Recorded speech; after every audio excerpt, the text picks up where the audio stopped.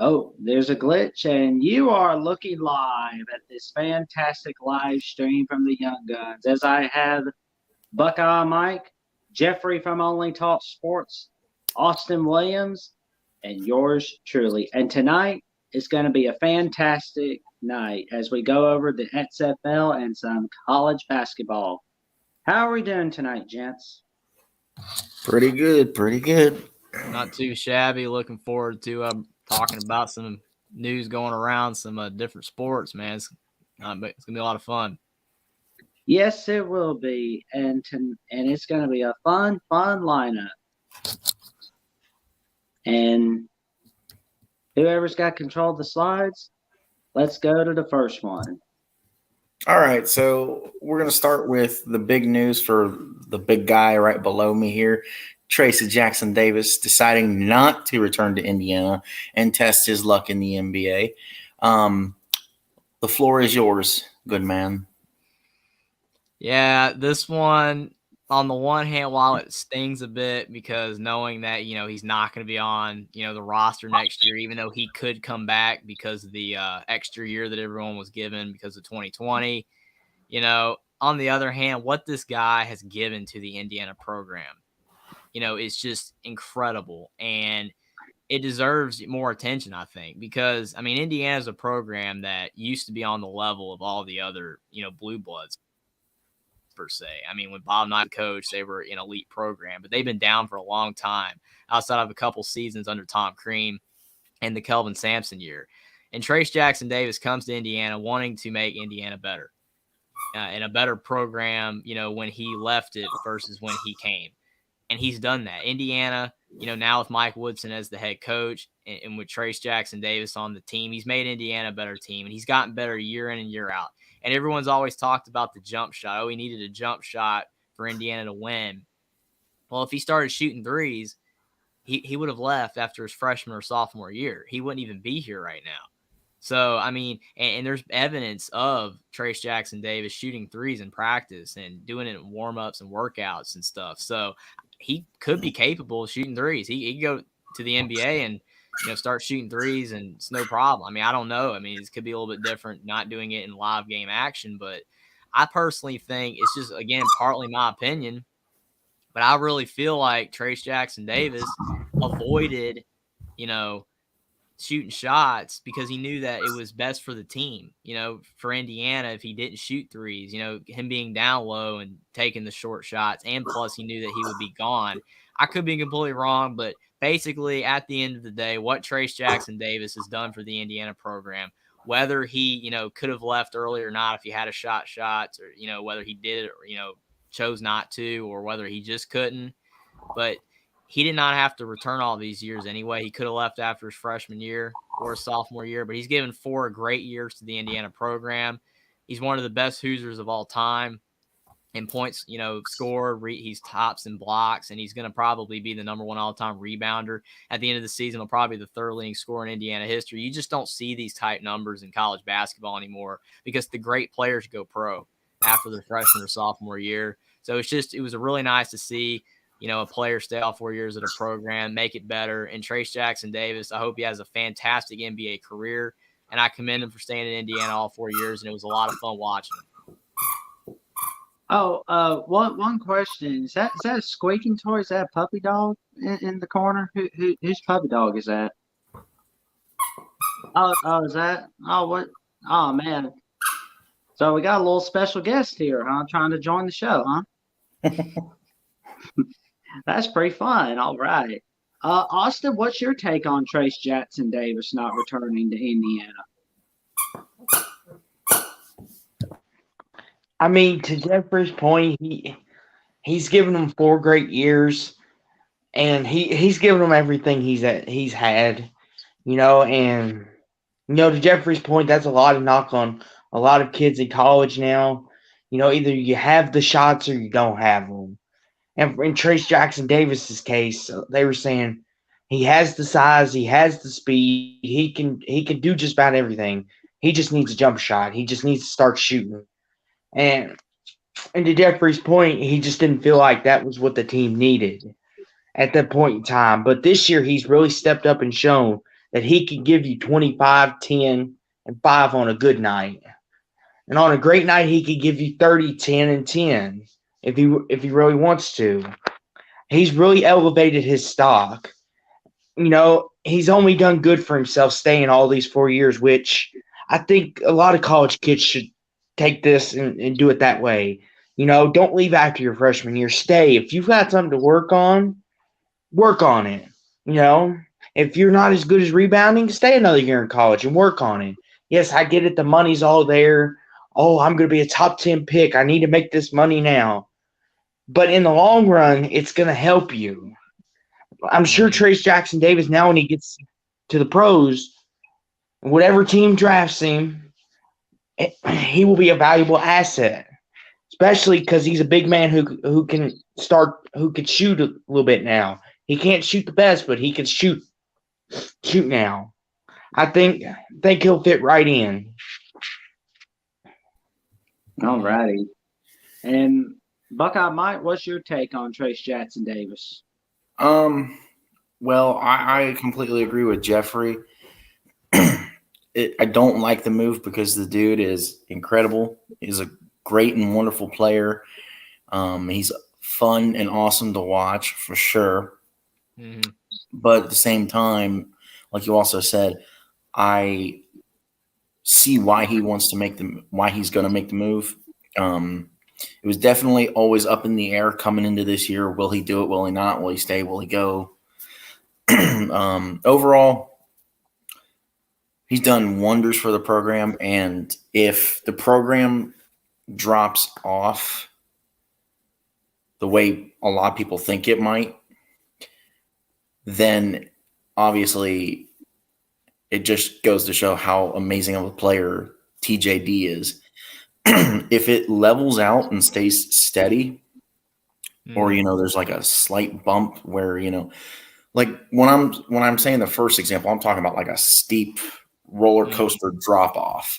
But if there's like a leveling out or like a slight bump in the level out, then it's obviously yet again credit to him as well, because he's helped the program be able to build to that point to where you don't have like these once in a lifetime type of players come through Indiana, and then once they're gone, you just stink again as a program. So, I mean, either way, it's credit to him because he's helped change the program and hopefully take it in the right direction. Yeah, that's what I'm hoping because, I mean, think about it. You've got Mike Woodson. Who knows how long he's going to coach, but a lot of coaches are coaching into their 70s now, like Jim Boeheim, Leonard Hamilton, Mike Krzyzewski did it, and Mike Woodson's 64 right now, so he could possibly coach for 10 more years if he wanted to. But, I mean, he's going to get 2 players in the NBA this year that are going to be drafted, in Trace Jackson Davis and Jalen Hood-Schifino if he declares, which is pretty likely considering he's going to be a first-round pick more than likely. So now you've got 2 guys that Mike Woodson got into the league, and he was a former NBA coach. It's a really good chance that more really good players are going to want to come to Indiana because of that. So to your point, if Indiana stays better as a program in the future, it's because of Jackson Davis. If they're a worse program in the future, it goes to show you how important Jackson Davis was. So either way, Jackson Davis was just incredible for Indiana. That's all I can say. Oh, yes. Now, one thing's for sure, Trace Jackson Davis knows how to have some fantastic finishes at Indiana. And I'm going to tell you right now, his last year at Indiana is going to be really awesome in March Madness. Maybe they go to a Final Four, surprisingly. Maybe not. But you want to say something, Austin. What's up, my man? Here's an interesting thing. After staying the 4 years that he has, and is he a top 10 pick as we speak in the NBA draft? I mean, I would say from the bias of the likability that I have of both him and Jalen, and I'm sure the bias somewhat that leaks out from the guy right below me, I think the two of us would definitely agree that both of them could easily be top 10. I mean, I have the bias. I want to say I would like to see TJD go to the Lakers, but at the same time, I just want him to go somewhere he can actually succeed, whether that's the Lakers or somewhere else. I don't care. I want him to succeed, and I've gone away from the point of like, oh, I want everybody to play with LeBron. Just go to a team you can actually have success with. Right, but I don't think he'll go to the Lakers, but that's another time for another day. I will say real quick, last thing before we move on, the thing with, Trace Jackson Davis, and it's kind of frustrating because to Austin's point, it would be nice to see more players return, more years in college. But why they don't is because the NBA draft for the last few seasons, especially probably the last 10 to 12 years, they've been taking freshmen early. They don't take the older guys as high anymore as they used to, which I understand the age and the potential and all that. But, I mean, to me, Trace Jackson Davis should be a top 10 to 15 pick for what he's done this season. Mhm. But on most mock drafts, he's in the 30s. Whereas Jalen Hood-Schifino's in the 10s and 20s, even though he averages 12 points a game, Jackson Davis averages 21 points a game. It's because Jackson Davis is 22 years old, Schifino's 19. I don't like it, but that's just the way it is now. The NBA is all about the age and the potential for the production. I mean, to your point, if I'm trying to build a organization basketball wise and it's professional, me personally, I want the most already developed first before I want these one and done guys. I mean, yeah, Zion's flashy and he's really good himself. I mean, John Morant. Yeah, I mean, it's once every so often you strike lightning in a bottle with these one and done guys. Because I mean, they're not developed like they should be. They were monsters in college for a reason because the level of competition is totally different. It's easier to dominate in college than it would be in the NBA, unless, of course, you're the king or the other guy that he competes with. But, I mean, outside of that and those few kind of players, you're better off to want to have the developed guys, which I agree with you. When you say like the one and done guys, there's hype and everything, but give me the developed, been there longer people. Yeah. Last thing I want to say on this is look at Shaden Sharp, who was taken 17th overall by the Trailblazers. He didn't even play a single game in college, and he was taken that high. It just goes to show if you have talent, they're just going to take you. They don't even care how you play. Nick Smith, he's been hurt, unfortunately for him, but he's like still a top 7 pick, and he's the guard for Arkansas. He's played only like 6 games all season because he's been injured, but he's still like a top 7 pick. I mean, it's just the way it is, unfortunately. Right. Well, are we ready to get on to our next topic? Mm-hmm. Yep. Let's go. All right. So earlier, over the weekend, the top 16 for the tournament have been released. And I wanted to get everybody's thoughts on that. Jeffrey, what's your reaction to it?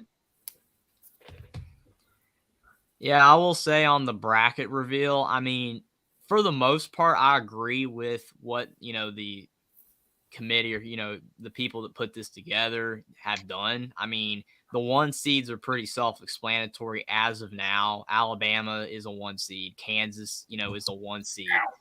Purdue and Houston are 1 seeds at this time. Like Purdue could drop if they keep losing, but they still have the resume as of now to be a 1 seed. The 2 seeds, UCLA, Arizona, they're by far the top teams in the Pac-12. There's no one else competing with them right now. Even though Arizona has all those slip-ups against worse teams in the Pac-12, they still have a lot of great wins. Texas and Baylor. And again, this was on Saturday before the results had happened. But, I mean, they have great resumes. Even though Baylor, they lost to Kansas, by a lot. They were winning at half, but I mean, before they did this before that, so there's a 2 seed here. Texas, they've had ups and downs. They're a 2 seed. The 3 seeds: Virginia, Tennessee, Kansas State, Iowa State. I was kind of shocked K-State and Iowa State were 3 seeds because they have so many losses, especially Iowa State, who has like 9 losses right now. But they're a 3 seed. I know their resume is ridiculous, and they've had an unbelievable strength of schedule because it's the Big 12. But I was a little shocked to see them be this high with 9 losses. But I don't completely disagree with it. K-State has like 7 losses. But still they have a great resume. And then the 4 seeds, you got Indiana, Xavier, Marquette, and Gonzaga. I saw a lot of flack online that Indiana was a 4 seed.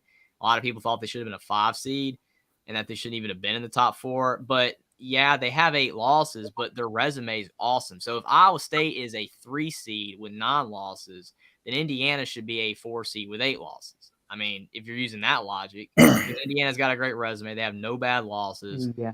So I don't have any issues with them being a 4 seed, even though a lot of people did.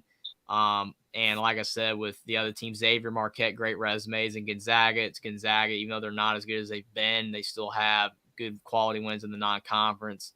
And even the Loyola Marymount loss isn't the worst, but still, I mean, I don't really have any, qualms with it. I like the list overall, but potentially Iowa State could have been a bit lower, but the rest is fine. I have one. All right. They left out UConn. Oh, I mean, UConn. I mean, maybe one of you guys can explain to me, why do you think they left UConn out? Because they played really good at the beginning of the year, and they played really good coming down the stretch. They're putting it back together after they've gotten hit with the injury bug. What do you think is keeping UConn from this? Because that is my one gripe with this. It's mostly just like all the losses that they accounted for with the injuries. I mean, that's what's holding them down. I mean, if you turn some of those L's into dubs, obviously they're still maybe not in the top 16, but maybe they're close. Right. Yeah, well, I mean, to Austin's point, I mean, UConn has 7 losses right now, and Iowa State is 9. And again, both teams have great resumes, and UConn at one point was 14-0. And I know you could say recency bias, so since UConn has been slipping as of late, and they've been losing a lot of games in the Big East, then you could say that recency bias is why UConn is not in the the top 4 seed lines. But Iowa State's been slipping too. They've lost like 7 of their last 11 games. So if you're going off of that, I kind of agree with Austin that UConn should still be in there based on what they did early in the season when they were dominating everybody and looked like the best team in the country. So UConn, you can make a complete argument they should be a 4 seed. I mean, Iowa State, I'm not saying they shouldn't be in the top 4, but if you're going to not put UConn in because of the way they've been playing lately, then neither should Iowa State. I completely agree. Yeah, well, I mean, other than that, the bracket looks fine. I mean, the Marquette one, you can kind of maybe make an argument there, like you said, Jeffrey. Maybe there is a little bit of argument to be had there. I know everyone's kind of making an argument. Indiana shouldn't be there, but Indiana has a great resume. Probably one of their better resumes they put together since they've come back. I mean, yeah, the North Carolina win isn't looking so hot anymore, but the Xavier win's looking really good right about now. I mean, Purdue is still looking good unless Purdue starts slipping even more than they already have. But Indiana's really been putting it together. I think Indiana's earned their spot here. Marquette, Gonzaga, I know they're Gonzaga, but they're not the same team they once were. But other than that, this bracket looks pretty good. I mean, Bama being 1. Congratulations, Jackson, and all the Bama fans. Thank you. I mean, I know this ain't football, but apparently y'all play basketball now too. Yeah. Look out. But yeah, certainly do. Overall, I have no problems with this bracket. I'm sorry that Louisville's not doing so hot this year. I hate that. NCAA. It's all right. Yeah. But I'll say this, though. Gonzaga, they got to earn that top 4 seed. So what do they have to do? They got to beat St. Mary's in a rematch this Saturday. College game day is coming to town for that game. Personally, that's the best West Coast rivalry in all of college basketball. Gonzaga, St. Mary's. And Tennessee, they're coming for a collapse. Yeah. This is eerily similar to the 2009-2010 Texas basketball team. When they were number 1 on MLK Day of 2010, but then they blew up, barely made it to March Madness, and lost to Wake Forest in the first round. I see something like that happening to Tennessee in the near future. Houston, congratulations on being number 1 in the nation again. For the third time. There you go. Yeah. That is so awesome. And Purdue, better step it up, boys, because you got a big game against Indiana on Saturday in your own backyard on Fox. Primetime hoops with Gus Go Johnson. lose, Purdue. Yep. And let's not forget, if Purdue loses to Indiana, guess what happens? If Northwestern beats Illinois and Maryland, Northwestern's going to snatch that Big Ten from y'all.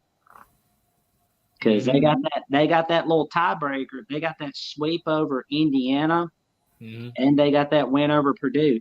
That's my gripe, but I'm not going to gripe about it yet. But if Northwestern beats Illinois and Maryland this week, and they're not on this little bracket preview for the top 4, I'm not going to be happy. No, I think it's ridiculous that they're ranked 21, to be honest. I mean, they only have 7 losses, and they're 21st in the country. I mean, Northwestern should be at least 15th, 16th, something like that. I mean, they got like 7 quad 1 wins. I mean, their resume actually is comparable to Indiana's. I think Indiana doesn't have as like many, I wouldn't say bad losses, but like Northwestern's losses aren't as good as Indiana's losses. And Indiana's wins, I guess, they have more top wins, like elite wins. But Northwestern's getting there because they beat Purdue too. I mean, overall, the resumes are actually fairly similar. So I could definitely agree with you that if Northwestern wins these next 2 games, they should be a 4 seed. For sure. UCLA, they should most definitely be a 1 seed over Purdue. Purdue will definitely have to earn it back.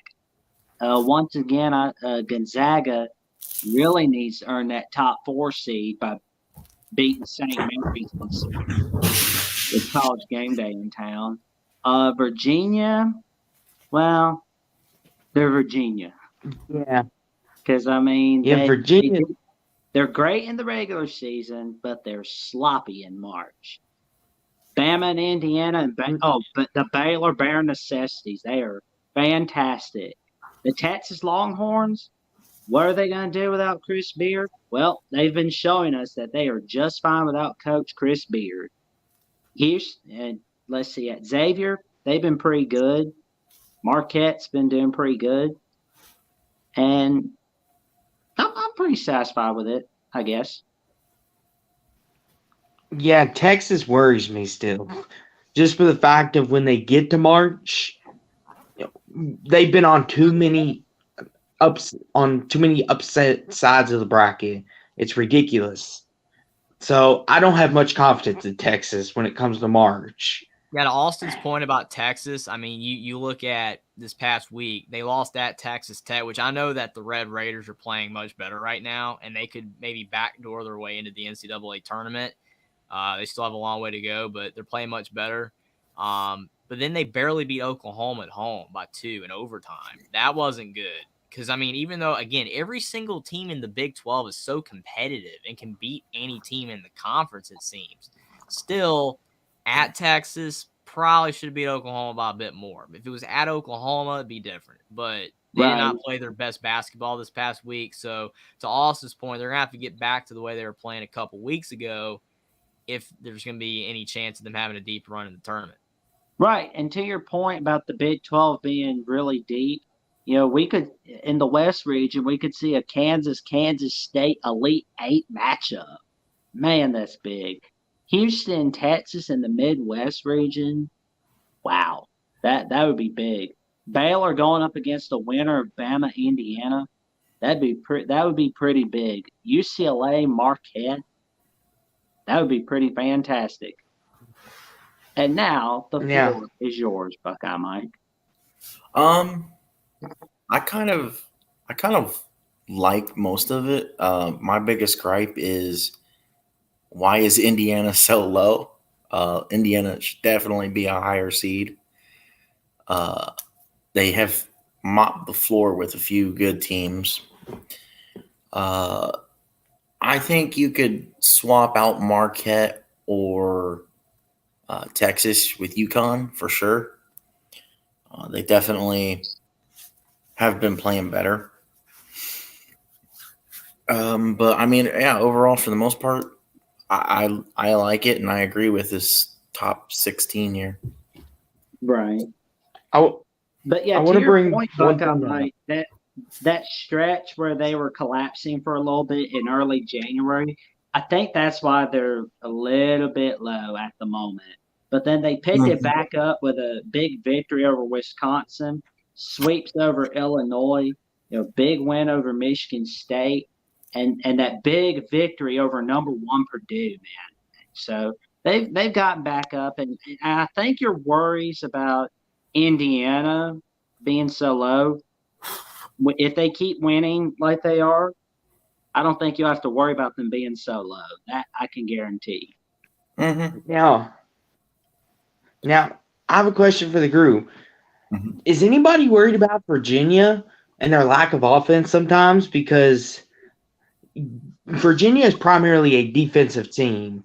What if they get into Elite Eight or Final Four with a team like Kansas who could score, or gets with a team like Bama that likes to run and who could shoot the three? Does that concern anybody in this panel with Virginia? Like, because if their offense goes cold and their defense can't stop nobody, yikes. Yeah. To back Because up this real ain't the quick, team of I'll old. answer your question, Austin, but to back up real quick with Indiana, they had the 3-game losing streak because they had some injuries, Xavier Johnson and Race Thompson at that time, and they had to figure some things out, without them. And then once they got it figured out and the other players stepped up, that's when they were on fire. I mean, if they don't have those two injuries, there's a really good chance that Indiana right now, instead of being 19-8, is like 22-5. And they only have 3 losses in Big Ten play, and they're atop the Big Ten, and they're a 2 seed right now, or maybe even a 1 seed. It really hurts on that 3-game losing streak because they probably win those games if they don't have the injuries. But it is what it is. You can't take it back. And Indiana's about to be getting Xavier Johnson back in a week, so that's gonna be peak Indiana. So we'll be able to see how good Indiana is at peak form if Xavier Johnson returns and lights it up, and we'll see what they can do in March. But to your point with Virginia, Virginia is not looking that great. And I think they've benefited extremely from a down ACC because the conference is down. I mean, that's why Clemson was at the top. If Edward's still watching, I'm not trying to say Clemson's not good in basketball, but you've mentioned several times that Brad Brownell's not a great coach. Those are your words. I mean, a lot of people seem to agree with that, and he is struggling to fix Clemson right now because they just lost to Austin's beloved Cardinals the other night. You can't lose to Louisville this year in the ACC. And Clemson being toward the top of the ACC, that literally just basically ends their NCAA tournament hopes unless they win out or win the ACC tournament. But I just think overall the ACC is a down conference. Virginia's taking advantage of that. But they were playing better for a while, but they're struggling. I mean, they barely beat Louisville by 3. They barely beat Notre Dame by 2. That's bad. Yeah. So if they continue to play like that, they will lose in the first round or the second round or the second game in the round of 32. They're going to have to get back to the way they were playing a couple weeks ago if they want to advance any further because their defense is really good, but it's really tough to win a game when you can't put up more than 55 points. Right. And that's not good for Virginia. They are going to have to step it up in these coming weeks. Well, did we get everything covered in the bracket preview? I think so. Yeah. Well, onward to the next slide. All right. The XFL week in review. You got the floor, Buckeye Mike. All right. So,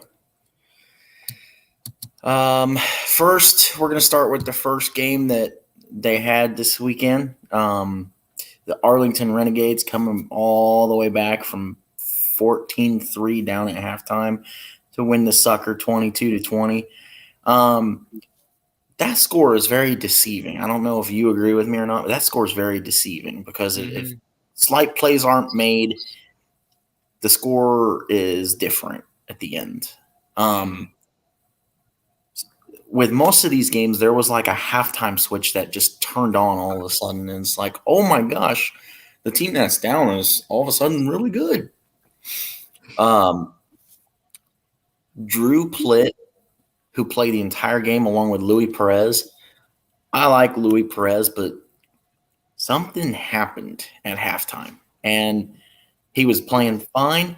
And if you look at his stat line at the end of the game, he had 2 or 3 touchdowns and 2 interceptions. If he doesn't throw those 2 interceptions, it's game over for Arlington. We actually had a sixes. The first one was by a defensive lineman. Like, holy cow, the dude is big and he's barely running fast. And you telling me nobody can catch him? And they interviewed him 5 minutes later, and he was still gassed. Yes. I think the second one, the dagger, so to speak, was the worst one of the two because of the fact that it was so deep in their own end, and the dude only had to run like 10 yards to get a touchdown. I mean, I get, it's hard for a quarterback to make a play out of something when you're facing a lot of pressure and you just leave the pocket. But if you're going to throw something on the run, you don't have to throw – you don't – not even have to. You don't throw a straight bullet. You've got to throw like a rainbow arch to your receiver. Louis Perez on the first interception, the one with the defensive tackle, he threw it right at the guy, more or less, because he threw it right at his receiver, but it was on a dagger straight line. There was no arch behind the throw. And I mean, at that point, okay, if you don't want to take the sack, just chuck it into the freaking stands, but where it gets past the line of scrimmage. Great game. Marquez Bryant, receiver for the Vegas Vipers, he looked really good in this game.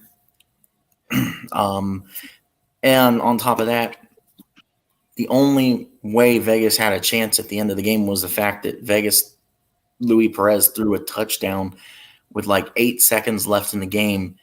And congrats to Bob Stoops for getting his first alt football win. You are slowly but surely starting to show that coaches can coach and win and be successful outside of college if they're a known college coach. So I think that's basically everything from me. The floor is yours, Jeffrey. Yeah, this game right here I thought was, funny, like you said. And to your point about a lot of these teams, that started off the game horribly and then came back, because it looked like Vegas was going to blow Arlington out. I mean, they had the game, looked like all but wrapped up in the first half. Drew Plitt, everyone's like, why is Kyle Sloter not out there? It was funny. But then, Drew Plitt, he played, pretty well. I mean, I wouldn't say he was, a world beater or anything, but I mean, he was solid. He didn't make mistakes. That's the key. He didn't turn the ball over as much like Louis Perez did, which was shocking because Louis Perez is like the alt football league legend. Everybody, thinks he's like the greatest quarterback of all time that's not in the NFL, and he usually is, because in the USFL last year, he lit it up. But in this game, he made 2 horrible throws that were returned for pick sixes. And like you said, it's not just that you throw a pick. It's the fact that they're pick sixes, and especially that second one where they're in, their side of the, like 10-yard line or the 5-yard line or whatever, and he throws it, and it's just an easy pick six. I mean, it was like, that's one you got to throw away if you can. But, I mean, overall, it was a really good win for Bob Stoops, and Drew Plitt, actually looked pretty competent out there. And Arlington should have won this game by more, the way that overall, they were playing in the second half, and Vegas couldn't do anything. Like at one point, with like 5 minutes left in the second half, Vegas had only like 20 yards gained in the entire second half. They couldn't do anything. But on the other hand, if Arlington hadn't have stepped it up, Vegas should have won this game, but they gave it away. But overall, it's a really entertaining game. You want to see, even though there was a lot of mistakes, and there was, bad plays on both teams because it's the first game of the season. It still was a really good, close game, and I think it was a nice way for the XFL to start their season. Yeah, I mean, to your point, so I'm looking at Drew's stats right now. Drew was 19 of 25 for 172, no touchdowns, an interception, and was sacked 3 times. So if we do a QB comparison, compare that to Louis. Louis was 22 of 36 for 249, 3 touchdowns, and 2 interceptions. And like you said, those interceptions were very costly. I mean, you probably, well, not probably, it's obvious within the final score that you could get away with 1 interception.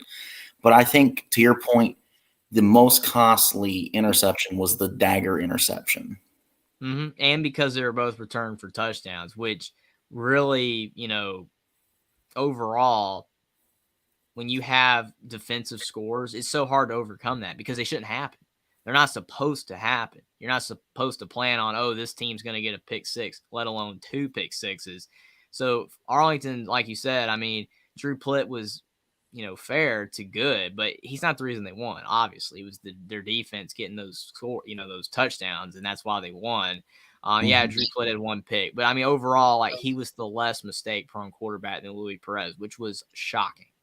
Now, And I will obviously, say, his pick didn't result in a touchdown either for Vegas. So right, and now I will say there's about 3, well, actually, I would say 4 moments in all 4 of these games, like 1 for each game, that I forgot to make a slide for. I think 2 of them. So for this one, I didn't make a slide for it, but the key moment in this game to me, outside of the interceptions, was that crazy freaking throw by Plitt down the sideline. The receiver caught it almost like the Des Bryant / oh Helmet. yeah, that one was like crazy. And it hit his knee on the ground, and they're like, "Oh yeah, that counts because it's only 1 foot in the XFL, so that counts as a foot." Yeah, Like, oh I thought it should have been incomplete. I mean, I think he might have had the one inbounds the knee, but I was like, man, that is just so generous. But I mean, it was a heck of a catch though. Right. And when it comes to that, I think the biggest thing that gripe wise that I heard was if the XFL is supposed to be developmental for the NFL, they should use the NFL rules of 2 feet. And what is with this XFL kickoff formation? I actually kind of like the kickoff formation. Well, they do it to reduce injuries, they say, because I mean, when you have the return that's normal in the NFL, there is a higher propensity for injuries, ACLs, Achilles, all that kind of sort of thing. The way they do it, they claim that there's less injuries, and I think that is true because the way it's set up, you're not going to have as many like behind the backs and legs rolled up on and stuff. I will say though, overall, I think that it is something that if you haven't seen before, it's interesting, and you probably don't like it at first, but I don't think it's necessarily terrible. With the whole foot inbounds thing, the 1 foot, I'm like, all they got to do if these players move up to the NFL is know they got to have 2 feet down instead of 1. I don't really think it's that big a deal. I mean, outside of it changing some calls because there's only 1 foot down and it counts in the XFL and not in the NFL, I don't really think that matters that much. I mean, when I was doing which live was it? When I was calling the St. Louis San Antonio game, I had Edward on basically the whole entire second half, and he was talking to me about the kickoff formation.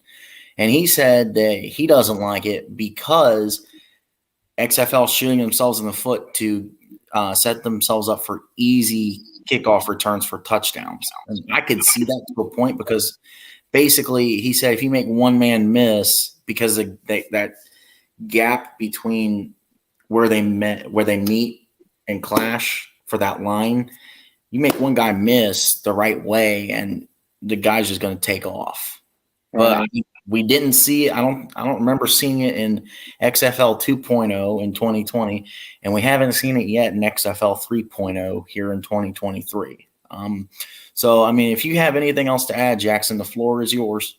I'd like to add, you said that this is Bob Stoops' first win ever in XFL. Maybe not ever, but yeah, I was gonna say because this is his 3rd win ever, not coaching college football. He's now got a .500 winning percentage.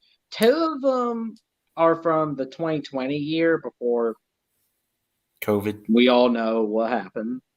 So, but yeah, it was fantastic seeing Bob Stoops coaching again, and I hope he gets to coach a little while longer. Traveling Fools, what's up? What's up, TF?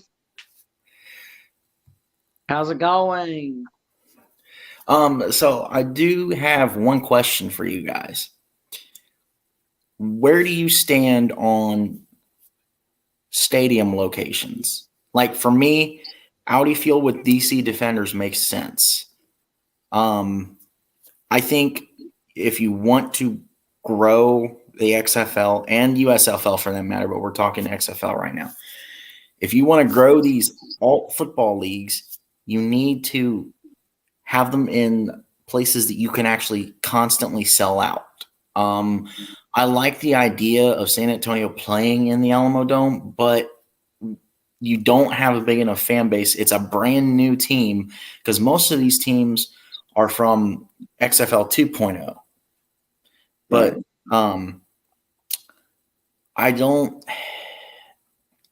it doesn't look good on TV when you have areas that like it doesn't look good if you got like a bunch of fans here, a major gap here with nobody or a tarp, and then people here and just like scattered everywhere. It's like, oh, well, they can't sell tickets because they stink, and that's not the case. I mean, yes, to Edward's point, all of these guys are, like third, fourth, fifth string guys that were in the NFL and didn't make it very long. But I mean, it's still decent to good quality football. And if you're a football fan, you're excited for this kind of stuff. But I mean, specifically for you guys, what do you think of like locations where the games are played as far as like the stadiums or arenas? Because like I said, something like Audi Field where it holds like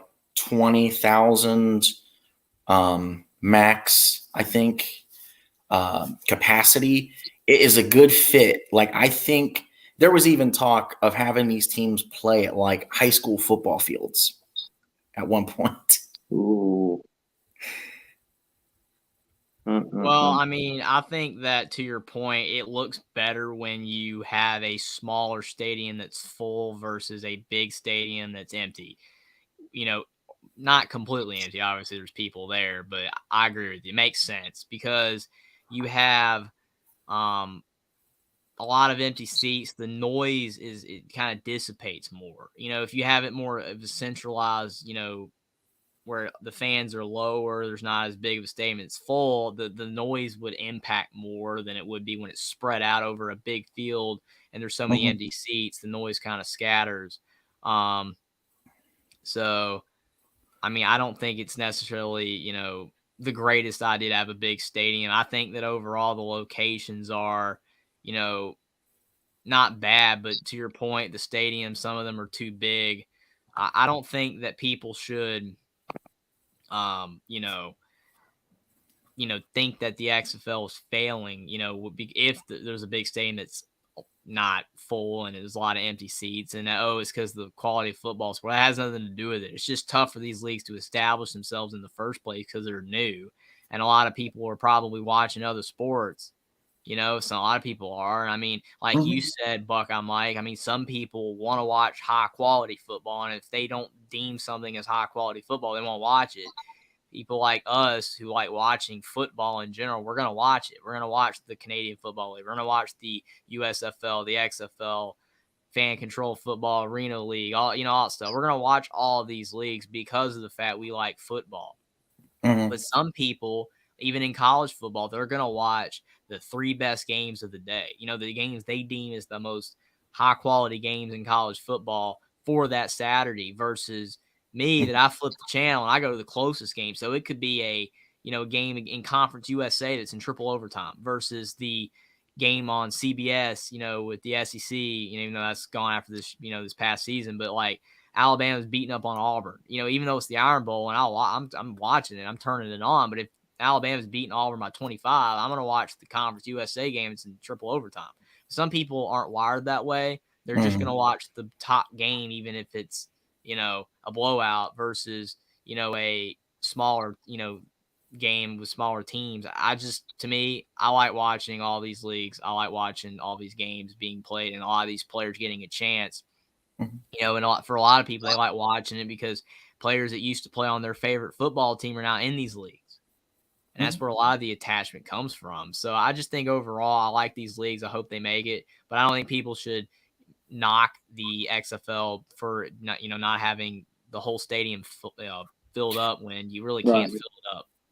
Now, I do want to make note, thanks to Motorsports God 83 on Discord, the attendance for every game in week 1 for the XFL. So for this game, you had 12,047. For the nightcapper on Saturday night, Orlando Guardians at Houston Roughnecks, you had 12,784. For the big matchup that we'll get to in a little bit, St. Louis at San Antonio, you had 24,245. And for the week 1 capper, Seattle at DC at Audi Field, you had 12,438. So they're bringing the people in for sure. And it helps you're getting, quality name people and not just, quality name QBs. I'm talking about quality name people. You got, in this game you had Slaughter, who didn't play. That stinks he didn't play. I do agree that Slaughter should have played because I feel like if Slaughter would have played, it would have been more of a bigger win for Arlington. It wouldn't have been in doubt for so long. You had Louis Perez, who taught himself how to play quarterback from YouTube. You have in the other game, you have Cole McDonald for Houston, who didn't play much. I mean, he did score a rushing touchdown or 2-point conversion, I believe, or maybe it was a 3-pointer. You have Paxton Lynch, who played for Orlando. You have DeAndre Francois, who plays for Orlando, didn't dress or play Saturday night. You have the 2 main big names from that first game on Sunday. You had A.J. McCarron with St. Louis. Oh, man, A.J. was awesome. And Jack Cohn for San Antonio. And then for Seattle and D.C., you had Ben DiNucci for Seattle. And you had a mixture of Jordan Teamu and Derek King for D.C. So, I mean, and you had Josh Gordon finally come back for Seattle. He caught some decent catches. So, I mean, it helps that the XFL has snatched up these well-known people, but at the same time, you have some people that are like, where's the quality football? Because to your point, watching these games, it did kind of get off to a slow start for every game. And I just atone that to new league, new season, week 1 expectations. I mean, do we really expect for like the Buffalo, if the Buffalo Bills played the Pittsburgh Steelers in week 1 in the NFL, do we really expect Pittsburgh to come out and crap the bed or turn into God all of a sudden and magically beat the Bills by 6 touchdowns? No, we expect kind of a sloppy game, down the middle, even game, neck and neck, because don't really know who's going to win, because you have to come into these with week 1 expectations. And that was the biggest key for me, was like, okay, let's see what the play looks like. And maybe we might get something magical. I didn't know we'd get something magical in almost every single one of these games. But holy smokes. Well, that's why the over-unders were low in all these games, because people didn't know what to expect, and that will change as the season goes along, and we know who's actually really good and who isn't. But that's why, because you don't know what you're going to expect, and there's going to be rust for a lot of these players. And there definitely was, but in the second half, a lot of these teams started to shake out of it. which was crazy. Oh, for sure. We all set for the next slide that involves St. Louis? No, that's not St. Louis, but that's another good one. Wade Phillips back as a head coach. Oh man, he's done a fantastic job.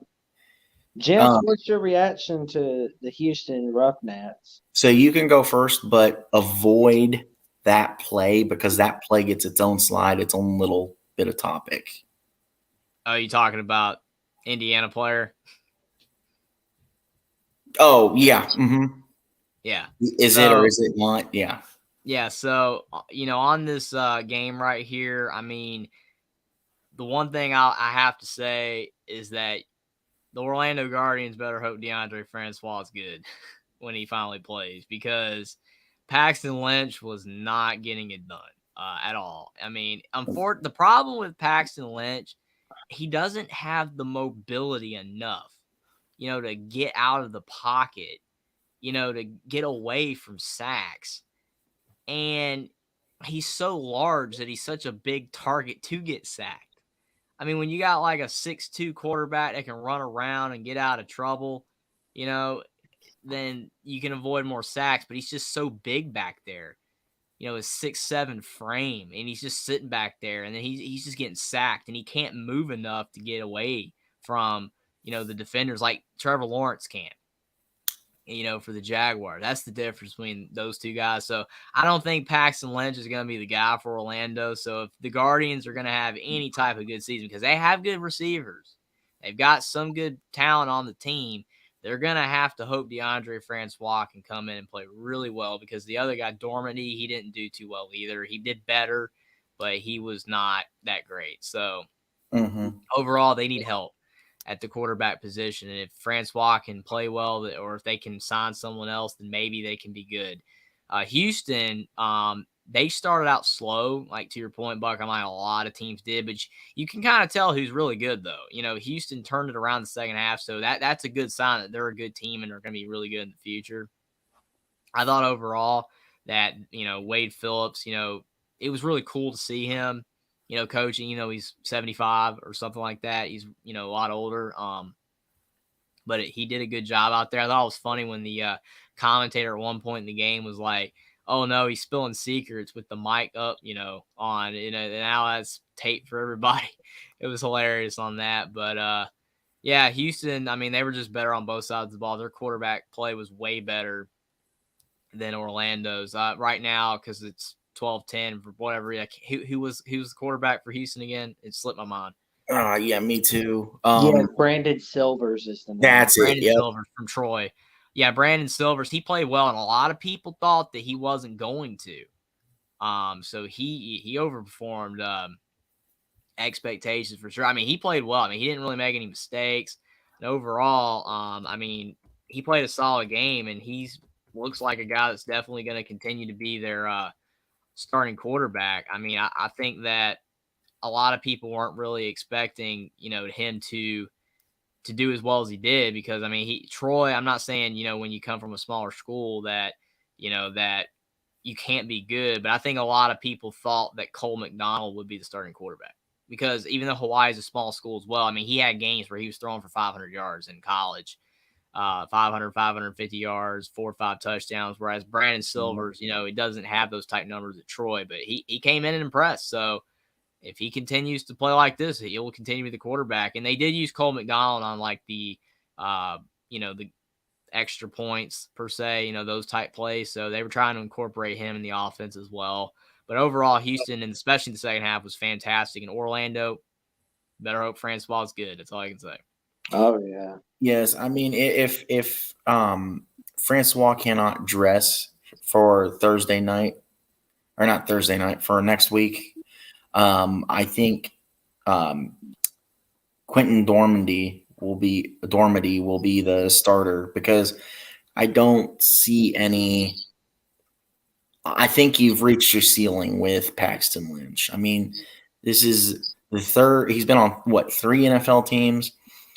He's been in the USFL. He's now in the XFL. I mean, I'm not trying to sound like I hate on the guy, because he is a professional. He's getting paid the big bucks to do something that we don't get to do, and apparently something that we can't do. But I just don't think he fits well at the quarterback position at a pro level. I mean, he played a decent in college, and to your point, Jeffrey, with Silvers, everybody, I think, outside of the three of us and maybe our group, forget that Silvers is best known for what he did at Troy. He led Troy into Death Valley, into LSU, and 2017. squashed LSU. Yeah, 2017. He squashed LSU 17-14 at Troy, and that's a big, big moment for him. I think Houston's QB room in this case will be fine. I am still a believer that Cole McDonald should be the starter, but to be fair, we did, to your point, see a lot of good out of Brandon Silvers. There is potential there. Can Wade Phillips run a 2 QB system? That's going to be the key here, because you have a boat of people that love Cole McDonald, want Cole McDonald to be the starter, and you have a boat of people that love Brandon Silvers and want Silvers to be the starter. Can you find that middle ground, that coalescing, that mesh at the middle, and make it work with both of them? I do think you could too. The only way it's not really going to work is if Cole gets irritated and says, you know what, I have the potential to be a starter. Screw you guys. I want to look at my other options and go somewhere else. Orlando. That's where it's going to hurt. And yes, if he does leave, I do recommend Orlando. There was a tweet released by oh my gosh, I can't even think of his name. The Mackenzie Milton. He put out a tweet Saturday night, potentially hinting at, hey, Orlando, come sign me. I mean, he wasn't the same at Florida State as he was at UCF coming off of the gruesome injury, but, he still has potential. I mean, if he's, healthy and, capable of playing, I mean, anything's better than what we saw from Orlando's quarterback position on, Saturday night. So I think that, it would be nice to see him return. It'd be awesome, man, because, I mean, I like Mackenzie Milton a lot, and I still hate he got hurt because he would have been really good, I think. And, the rest of his college career and in the pros, I think he would have been good. But it would be cool to see him return for sure. Yeah, I mean, so I probably sound silly as a closeted UCF fan saying this, but the one really thing I don't like about Orlando is those nasty, nasty colors. It's USF colors, man. You got to go with the better school. You got to go with the UCF colors, the black and the gold. Come on, you know this. Well, now you're out of the closet as a Central Florida fan. That's awesome, man. I think a lot of people are closet like a lot of fans of a lot of teams. They just won't say it. Yeah. I mean, I've been a UCF fan since Scott Frost was there. That Peach Bowl win over the – I love that game. We didn't care Auburn. I love that game, man. I mean, Mackenzie Milton slinging touchdown passes all over the place. And then the banner, we're the national champions because we're 13-0. I mean, it was hilarious, with UCF. I thought it was funny.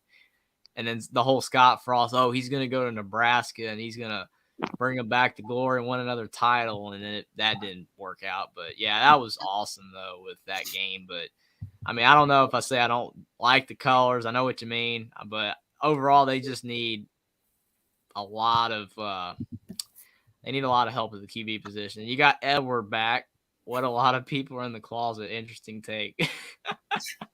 So I mean, if we look at the major stats here, so for Houston, Brandon Silvers, the Roughnecks QB, who was 26 of 42, 272, 2 touchdowns and 2 interceptions. And then, my goodness, the other standout dude for Houston, in my eyes, was Max Borghi, the running back. He's 8 carries, 42 yards, and 1 touchdown.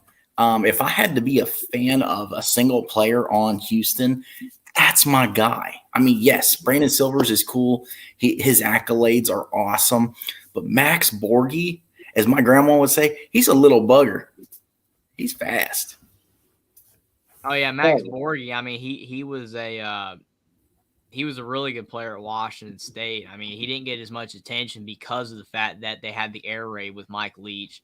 Again, rest in peace to Mike Leach. And I was glad they brought him up, on the telecast during the game when they brought up, Max Borghi playing there. But I mean, that was the thing I think that worked slightly against Borghi was the fact that even though he is great catching the ball in the backfield, a lot of NFL teams want that guy that they know can handle heavy loads at the running back spot.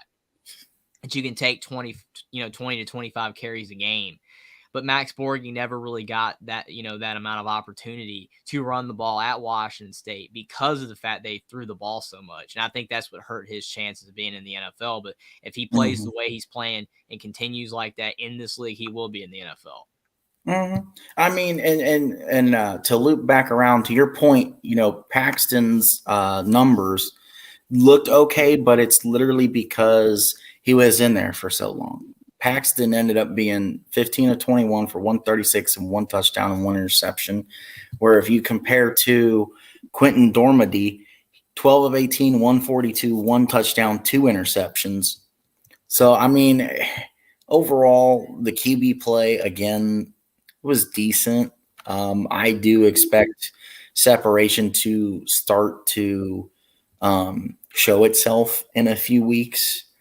And literally, can Orlando stop face planting themselves? Can we actually get a good production out of Orlando?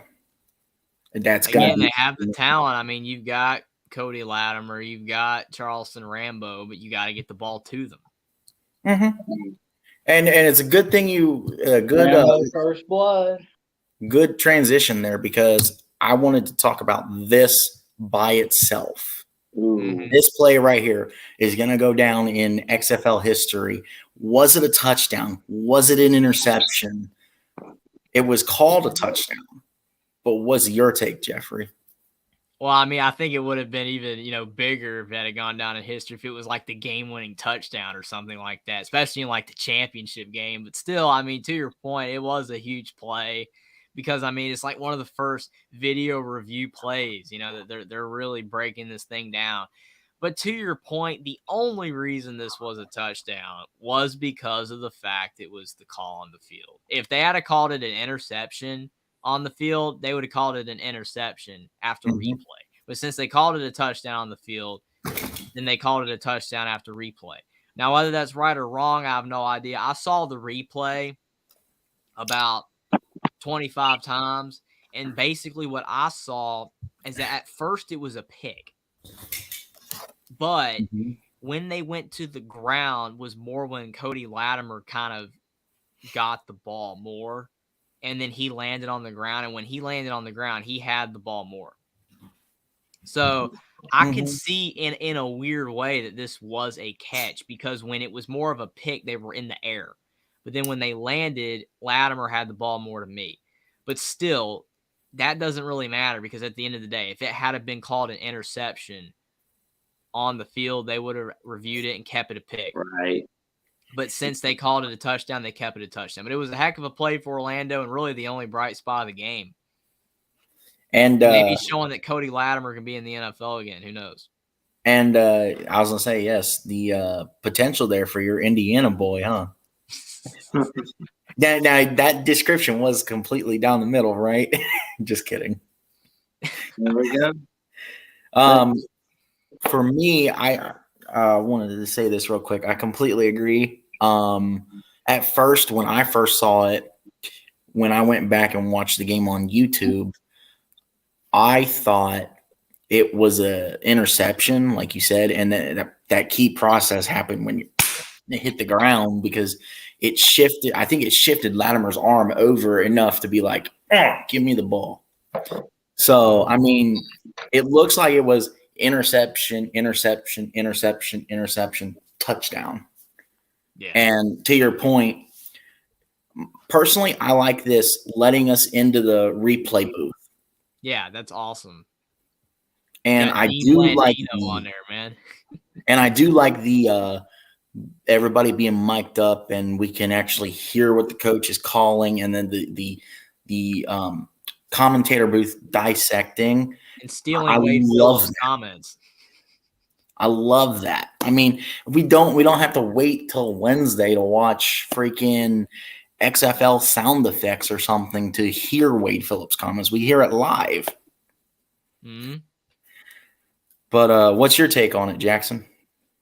Oh man, it was a big one. Which game is this again? Yeah, it's still Orlando. Houston, Orlando. Mm-hmm. Oh man, Houston put a shellacking on Orlando, and I just gotta say I'm impressed with what Wade Phillips is doing as head coach in his first game in the XFL. I mean, I don't want to call it too early, but maybe the Roughnecks can put a boot stamp on the XFL. So they could most definitely do that. What did you think about this play, Jackson? Did you see this play? Unfortunately, no, but I did see more of this Nets game that I think we're going to mention. I think St. Louis is on our next slide.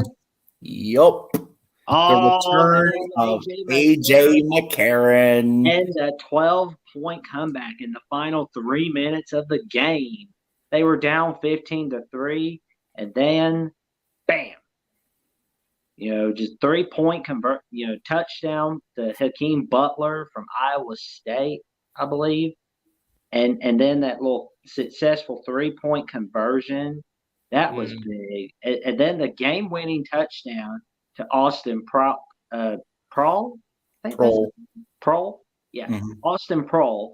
Man, that was a fantastic touchdown pass from AJ McCarron. Although I was sad the 1-point conversion didn't work out. But hey, great win for the St. Louis Battlehawks. I look forward to watching AJ McCarron again on Thursday night on FX, 8 p.m. against the Seattle Sea Dragons. We can definitely see what game Jackson watched. Yeah. Yeah. Did you see the Cody Lap? No, but I saw this next game we're going to be talking about. I will say, though, that overall, this game, when you guys were saying that McCarron played great, man, he did not start the game well. He was playing awful, and I was like, oh, no, they're going to lose. It's going to be a bad look. I mean, he had no yards, but then it flipped. The script flipped. And yeah, a lot of people like McCarron. I mean, that was like before Alabama got like good every single year. So I think that's why people like McCarron. I remember I met him at Parkway Place 2018. It was pretty cool. Mm-hmm. Yeah, I mean, not to cut you off, but to your point, like, so the Battlehawks had like 61 first quarter yards and then like 15 each in the second and third. So they had 30 yards. So they had 61 in the first, 15 in the second, 15 in the third. And then as me and Edward were talking on the live stream, or Edward and I were talking on the live stream, they just somehow exploded for just over 160 yards in the fourth quarter by itself. And my big question coming out of this, for one, is do we see A.J. McCarron stay in Alabama form? Because when the last like 2 minutes in Edward's point, he didn't reach Bama form until like the last 2 minutes of the game, and that's what dug him out of that 12-point hole. And the other thing is, I didn't make a slide for this because I didn't even think about it until a little bit ago. The key play for me in this game is the Austin Prohl touchdown, and then the fact of the celebration with his dad on the sidelines as the wide receiver coach. That was amazing. And just the way that he took that big freaking hit. But you can go ahead, Jeffrey. Yeah, to continue, real quick on Clint Mo's point again, the only reason why A.J. McCarron only Bama core average year, a lot of people liked him, like I said, because that's before Alabama got really good every single year. That's why people liked him. And then when it just got repetitive, then people, fell out of interest. Same thing with Georgia now. If they keep winning, it'll be the same way. That's yeah. disgusting. But overall, with this game, again, McCarron was awful, and St. Louis was awful for the first, 3.5 quarters of the game, and then literally the script flips. And again, to Edwards' point right here, key play was that onside play. That was really going to be my next point. This is what you don't get in the NFL.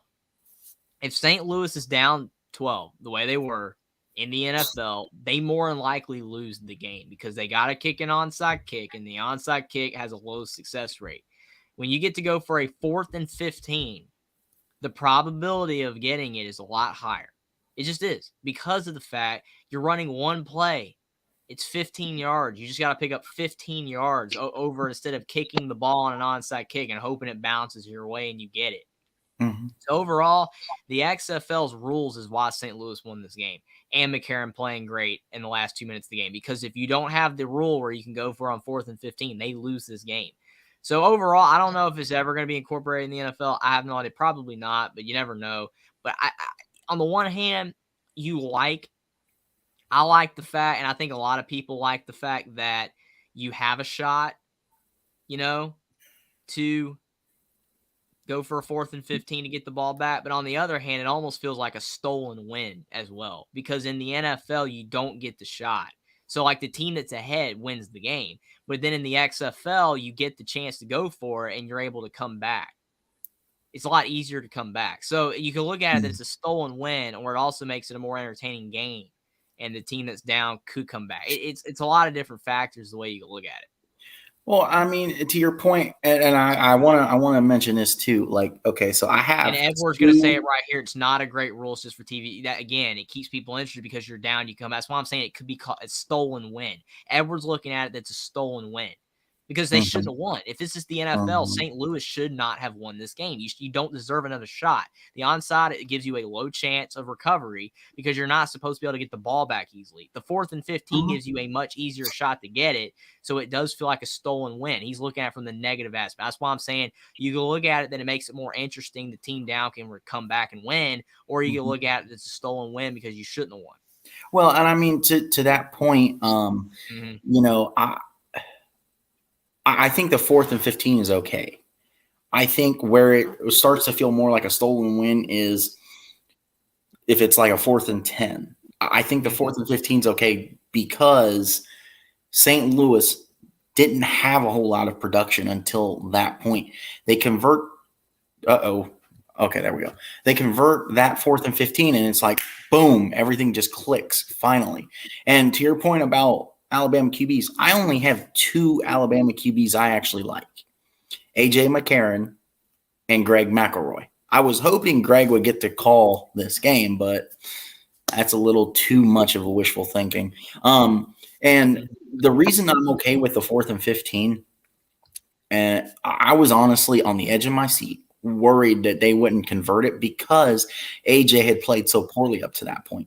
AJ had been doing dink and dunk and throwing to the receiver in the flats. Okay, that's cool, but you're not setting anything up.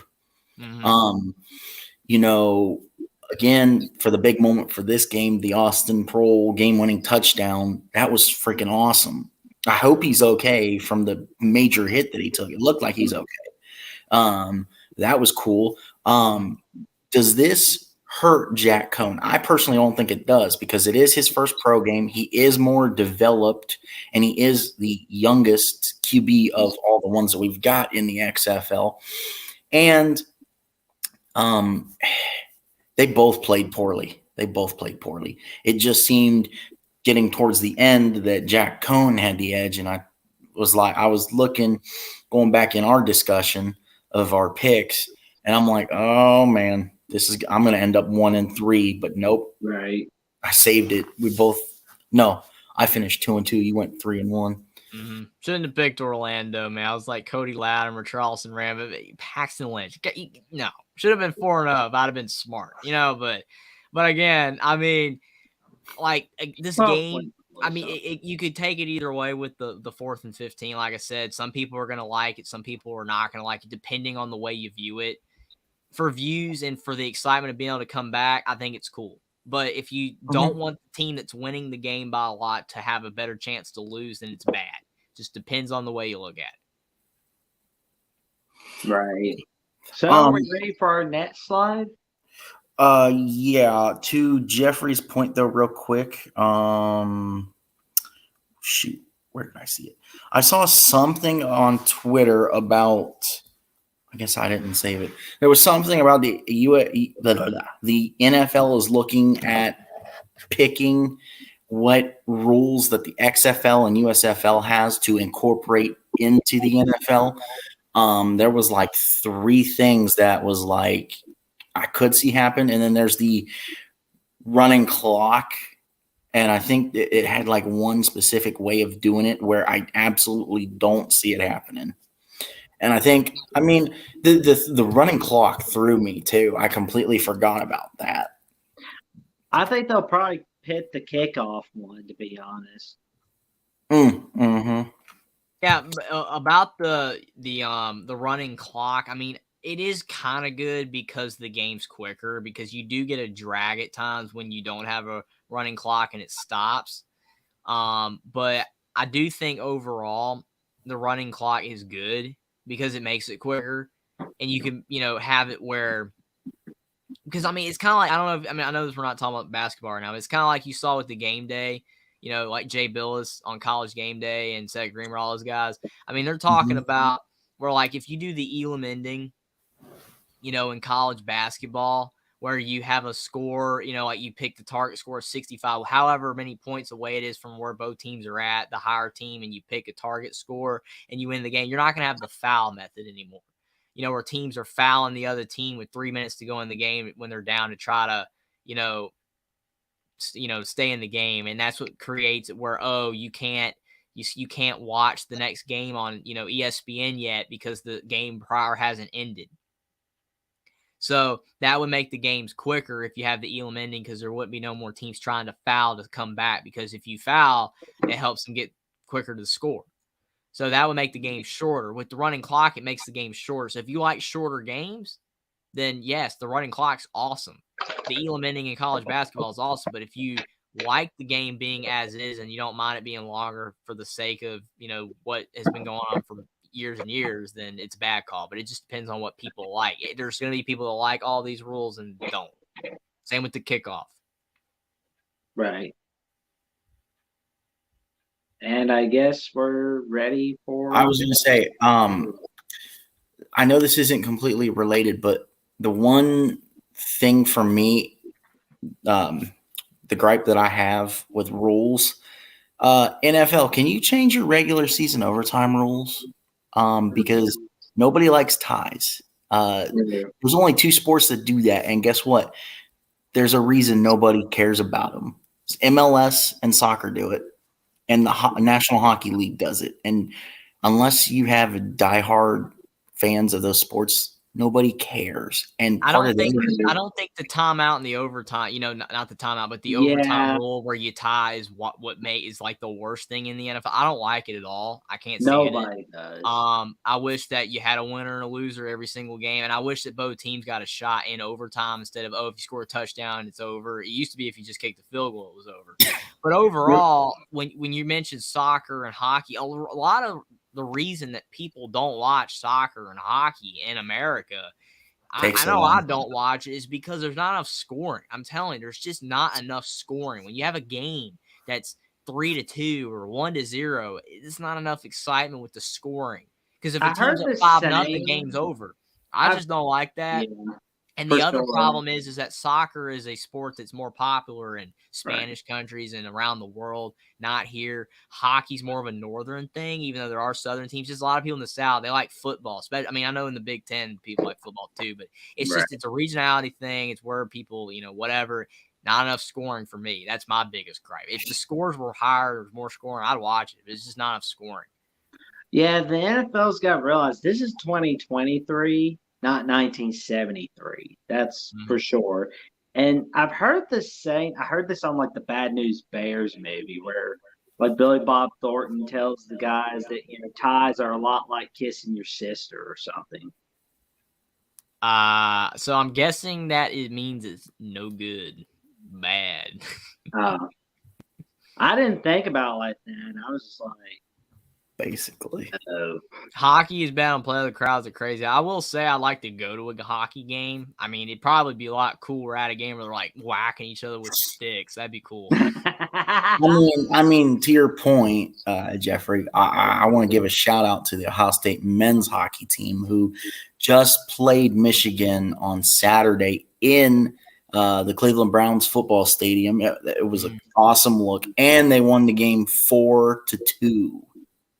So to your point with the scoring, there you go. So it sounds like for you, if the game was, all right, we need 11 guys and no goalies on each team, just have empty nets the entire game, just pew, pew, pew, pew, pew, score. Probably, I'll probably watch it, man. I mean, I know that for a lot of people it's probably wrong, to think that way. And I would like to like those sports. I just have a hard time getting into it when the game's over if it's 2-0 most of the time. It's just really tough. On sports shout-outs, I want to give a shout to the IU women's basketball team that have won their Big Ten regular season title for the first time since 1983, too. So we're giving sports shout-outs here. Hey, man, they're good, man. They're number 2 in the country. If it wasn't for South Carolina, man, they'd be the favorite to win the whole thing this year, and they'd be number 1. But South Carolina's that good. But that's all I got to say about that. I mean, to your point, though, it's like, for example – the Pittsburgh Penguins played the New York Islanders tonight. They're big, heated rivals. Mm-hmm. New York came all the way back from either 2-0 or 2-1 deficit to win 3-2 tonight. So, I mean, if you can, if you're not you specifically, but if your brain stimulators can click for the hockey, I mean, I'll put it this way. It's a lot harder to watch on TV unless it's meaningful, like the playoffs, to Clint Moses's point. It's a lot harder to watch it on TV than it is in person, just because of, one, the atmosphere, 2, the whole importance behind it, and definitely the whole betting thing does help. For sure. And to Edward's point, Ole Miss got cheated against South Carolina. Boston pushed the girl to the ground with 1.6 seconds left and no call. Yes, if you actually go and watch my stream of this game, if you go back and watch my stream of this game, he's talking about it at the end of the game. That's how, boring it got at one point. And then it was right before the game took off, or it was right after the game ended, we were talking about that. There's bad calls in every sport, Edward, for sure. Women's basketball, men's basketball, NFL, NBA. I mean, LeBron getting hacked on the arm. It's the Celtics. There's bad calls in every sport. Unfortunately, it just happens. And since you brought that up, Team LeBron would not have lost last night if he didn't get hurt. And they only lost by 7. He is not 6-0 in the All-Star game as team captain because somebody hurt his freaking hand. And unfortunately, I did not watch that game because I do have a hard time watching the All-Star stuff. I didn't watch because of the next saw game. Some highlights of the All-Star game. I saw the LeBron highlight on Instagram, but that was it. I was watching college basketball in the XFL. That was what I was doing, and I was really busy this weekend, so I missed some stuff. But yeah, I was calling half of the next game, so I missed the All-Star game. So at least I got to see Cody Latimer's touchdown. I mean, that's all that matters, right? So the big thing is during this game, I forgot this slide. Edward just said he hurt his own hand, by the way. I didn't even watch the game. I didn't know he hurt his own hand. Me neither. I don't know. I'm just going. I heard about his hand getting hurt last night. La hurt pinky. So at halftime of this game, when they were talking to Danny Garcia and The Rock, they announced the XFL championship game if we get it, and that's the key, if we get it. Because the last time we had potential for an XFL championship, it never came to fruition. It will take place in San Antonio, Texas, at the Alamo Dome. What do you guys think about this announcement? I think it's pretty cool. I like this announcement. I like the idea that, they're looking to finish a season, complete a whole season, crown a champion. They are looking to make moves to have a sustainable future here. I like what they're doing, and to open this door, I like what the USFL is doing. Both of these alt football organizations are perfect. They're great. I love the moves that they're making, and this is awesome. So what do you guys think? I mean, literally, your hype, opening to this is literally, I agree with it. Like all that. I mean, it's you want these leagues to make it. I mean, you want them to make it. They're cool. You're a true football fan that loves all football. You're gonna watch this kind of stuff. And I mean, we all want the XFL to succeed. This is a great step in the right direction. Announcing it, we're finishing the season. I agree with you. I mean, I think they're going to finish the season even if they didn't announce this, because this is, I mean, I think this is a little bit of a different, situation than 2020 with the XFL. To Edward's point, if the product isn't good, they won't last, period. I don't think the product's bad. Yeah, I think the product's going to be so awesome that I think the NFL is going to try to get the XFL to merge with it, honestly. I really, truly do. I think they're going to try to buy it off from Dwayne "The Rock" Johnson. Like, we know it won't be this year. We know it won't be next year, but I suspect it will be 3-4 years from now. So you think it'll be like the G League in the NBA? More like the AFL. So here's with the NFL in the 60s. So here's so I ran into this on social media. Here's the big thinking behind this. Okay. Mm-hmm. We're going to get a merger, but it's not the merger you're thinking, because technically USFL is already the NBA G League. Okay. The XFL is just like, it's out there. So the merger that everybody's blowing up on is we're going to have the XFL do a merger with the USFL and have a AFL NFL pre-Super Bowl championship kind of thing between the two of them. Yeah, we definitely could use another league of football, because, I mean, you got to have something besides NFL and college football. So, and, for some viewers in Canada, the Canadian Football League, so, I mean, that'd be pretty cool. Okay. I mean, there's football all across the board. I mean, exactly. AFL is coming back next year. You got the IFL on YouTube. You got the NAL on YouTube. You got the fan control football at Jeffrey's point they brought up earlier. I mean, there's so much. Just said the US XFL.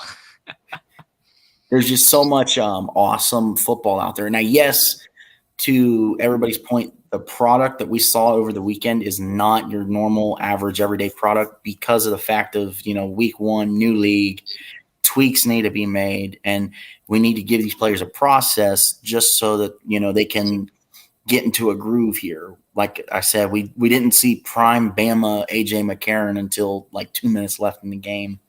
So overall, I think everyone has stated their thoughts on this announcement. My last thing, because we kind of went off the rails and we're talking about more of the mergers and stuff, but the last thing I was going to say is the Alamo Dome's great location for the championship game, because it's not too big, it's historic, it's cool, I like it. It should hopefully fill up the whole thing when the game comes, or a lot of it anyway, for the championship game. So I think that it's a good move for sure. Yeah, just like I agree with the USFL move of putting the playoffs at Canton. Perfect spot. Oh man, and I do agree with you. I like a USFL XFL merger over the XFL NFL. I agree with that. I love that. That's pretty awesome. That would be awesome if that happened. All right, guys. So the last game of the week, we got Jordan Ta'amu for the most of the game, leading the DC Defenders to an incredible comeback against the Seattle Sea Dragons and Ben DiNucci.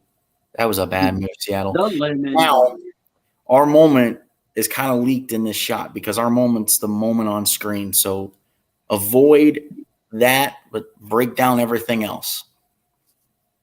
Yeah, I mean, you got to, you got to have lemons to make lemonade, So, I mean. Maybe you can try to make Orangeade. I don't know. But, the point is here about this game, you got DC, you've got Seattle, and you've got a DC win. So whoever wins this game is going to be the better team.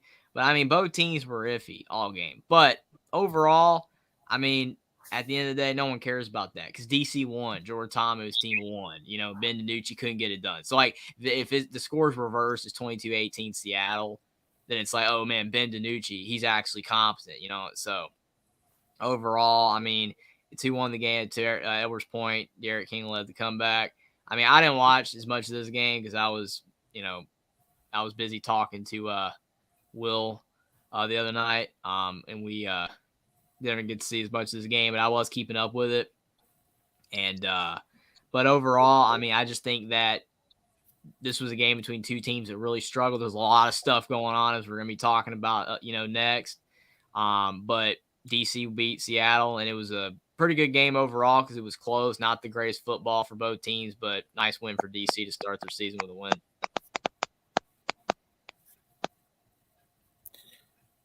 Jackson, Penny, for your thoughts. It was pretty good lemon bowl, that's for sure.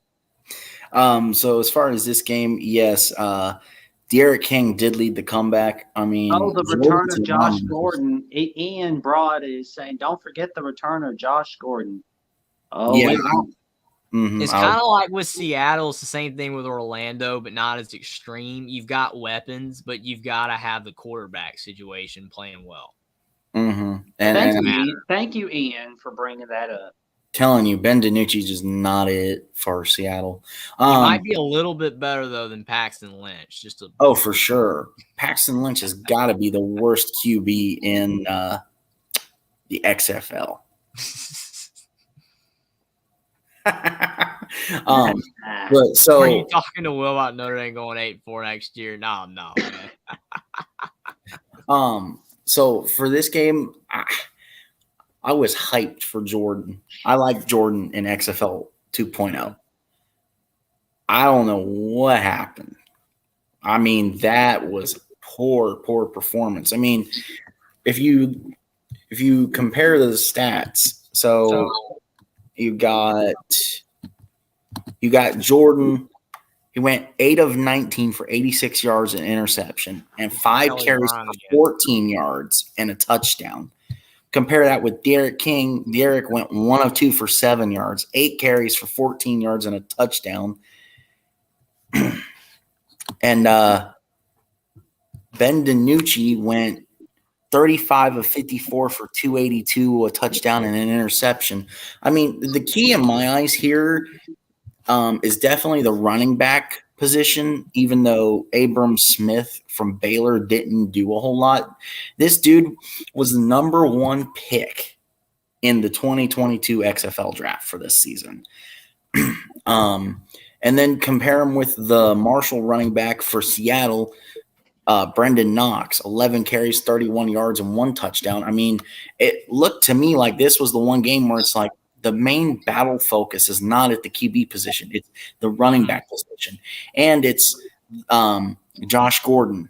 Josh Gordon was big help for Ben DiNucci. And Pearson was a good target for DiNucci too. I think his last name was Pearson, the little jitterbug for them. And overall this game was decent. I sort of liked this game. I like this matchup better in 2020. Of course, Ohio State bias. Cardale Jones was the QB for DC Defenders in 2020. I'm absolutely surprised they did not bring him back. Mm-hmm. Now he's got to go play freaking arena ball like Kurt Warner, the freaking Massachusetts Pirates up in the cold. Thanks a lot, DC. You would have a better product on the field if you'd have gotten Cardale again. Hey, DC's still pretty cold too sometimes with that weather. True, but it's colder because it's more north. Yeah, for sure. I mean, Massachusetts way. I'm just saying you don't have that Gulf Stream as much up at the DC way. It kind of ends at North Carolina. Virginia, a little bit of Virginia. That Gulf Stream ends real quick, and then it's cold. But yeah, so the big thing. Geography lesson, everybody. Sorry about that. No, you're good. You're good. So the big thing here is this little puppy right here. Now I know because of the alcohol involved, you're not really going to know what's going on here. But so at one point, what happened was at DC, at Audi Field, DC United, during soccer games for DC United, they do this whole beer snake where they start collecting people's empty beer cups and make a giant snake out of it going north. And it just became too much of a hassle. Security took it away.